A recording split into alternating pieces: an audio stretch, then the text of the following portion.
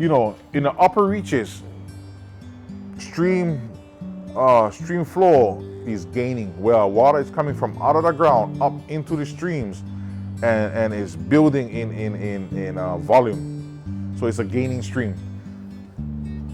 As it gets to the lower areas, there's a certain point to where all of a sudden it's becoming a losing stream, where a lot of this water is being kind of sucked back into the ground.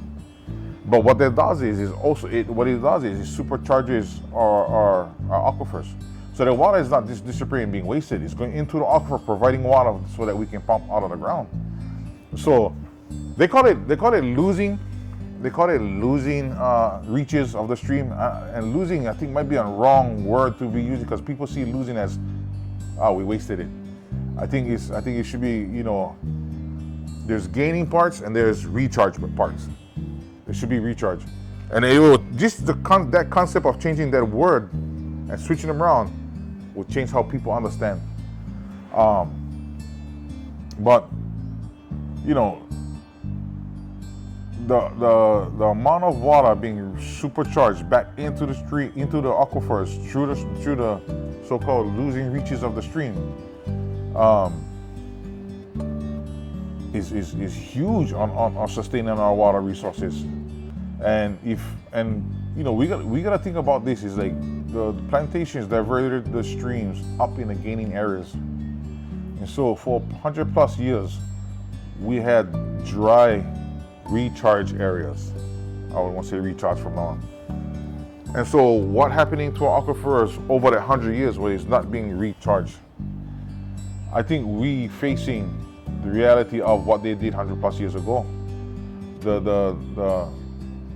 The diversion of the streams, not allowing the stream to recharge our aquifers. I think we feeling, along with, you know, the change in weather, but I think we're feeling the effects of that right now. And now we see high chloride levels everywhere, from Laniopoko to Kanaha to Honokowai to Maui Point. They had to shut off their water for the golf courses because the chloride levels are too high. Chloride is just a fancy term for salt. When you overpump, so we get this freshwater lens that sit on top of this saltwater lens, but also saltwater is kind of, when you get a lot of water within the land, it kind of stops saltwater from encroaching inland and then moving up. And so what happened is, when that freshwater lens, when we start pumping that freshwater lens and it's getting thinner, salt water is rising, and which means start encroaching more inland.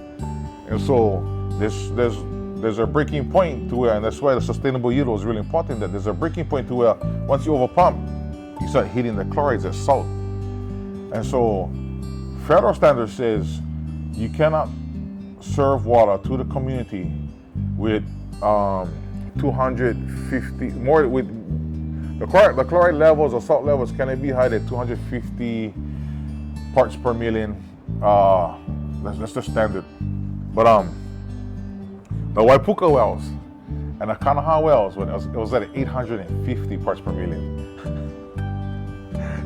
So they couldn't serve that water to the community. And so what they did was they broke another law in the state water code, where they diverted Kanaha stream, like 2.5-3 million gallons, mixed it with the well water that it was bringing up to bring the 850 parts per million down below 250. I think they got it way down to like 15, which is perfect water.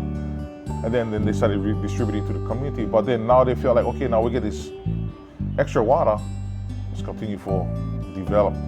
And then 20 years later, we're right back to where we was.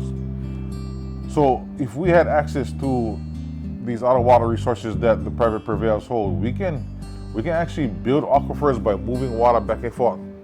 So if this part is experiencing low waters during, high salinity levels, or even drought experiences during the summertime, and this area get extra, they can kind of move water to help subsidize what's going on. And at the same time, while they move water, they can slow down pumping here, which is going to allow the water resources to start to kind of rebuild. So there's a way to manage and move things around to make things work. At this point, we cannot, because none of our systems, as far as the county system and the private system, is tied together. So we cannot move water back and forth, really. On April 28th, CWRM is coming back to Lahaina at the Civic Center. And this time, you don't have to be a lawyer or a scientist to understand what the hell is going on. You just have to care about Vai, stand with your community, and show up.